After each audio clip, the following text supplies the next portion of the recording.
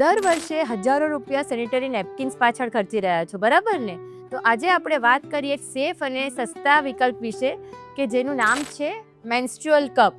આ એક ખૂબ જ નાનો કપ છે જે તમારું બ્લડ કલેક્ટ કરે છે. આપણે વાત કરીએ એના ફાયદાની. તો પહેલો ફાયદો એ એન્વાયરમેન્ટલ ફ્રેન્ડલી છે. સિલિકોનનો બનેલો છે એટલે પર્યાવરણને માટે ખૂબ જ એ સેફ છે. બીજી વસ્તુ એ કોસ્ટ ઇફેક્ટિવ છે, કારણ કે આ એક કપ 350 થી 600 રૂપિયાનો આવે છે અને જે તમને 5 થી 10 વર્ષ સુધી ચાલી શકે. આ વારંવાર ચેન્જ નથી કરવું પડતું. દિવસમાં લગભગ 8 થી 12 કલાકે 2 કે 3 જ વખત તમારે ચેન્જ કરવાનો રહે છે. રેશ ફ્રી છે, એની કોઈ પણ જાતની કેમિકલ નથી યુઝ થતું, એટલે એમાં કોઈ પણ જાતની એલર્જી નથી થતી હોતી. તો આ કેશ ફ્રી, રેશ ફ્રી અને ટ્રેશ ફ્રી છે. અને હવે વાત કરીએ એ કેવી રીતે ઇન્સર્ટ કરવાનો. કપ કેવી રીતે ઇન્સર્ટ કરવો? પહેલાં હાથને સારી રીતે ધોઈ કાઢો અને પછી કપને ફોલ્ડ કરો. આરામદાયક પોઝિશન લો.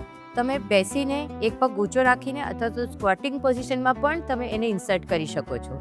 ધીમે ધીમે કપને વજાઈનામાં ઇન્સર્ટ કરો. અંદર જઈને કપ ખુલી જશે અને એક સીલ બની જશે. અને કપ પરફેક્ટ ફિટ છે કે નહીં એ કેવી રીતે જાણશો?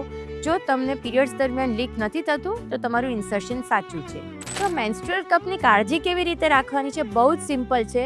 દિવસમાં 2 વખત તમે જ્યારે એ કાઢો છો બહાર તો તે વખતે એને સિમ્પલ ઠંડા પાણીથી સાફ કરી નાખો. જો તમને સાબુથી સાફ કરવું હોય તો તમે માઇલ્ડ સોપનો યુઝ કરો જેમાં સુગંધ ના હોય. અને જ્યારે પણ તમારો પીરિયડ આવવાનો હોય એ પહેલાં તૈયારી રૂપે અને જ્યારે પીરિયડ પતી જાય ત્યારે એની સાચવણીના ભાગરૂપે તમે એને 5 થી 6 મિનિટ ઉકળતા પાણીમાં રાખો, જેથી કરીને જંતુમુક્ત થઈ જાય. અથવા તો હવે તો કપ સ્ટરીલાઇઝર પણ મળે છે, તો તમે એનો પણ યુઝ કરી શકો. અને પછી એક સૂકા અને સારી રીતને સેફ જગ્યાએ એને મૂકી દો.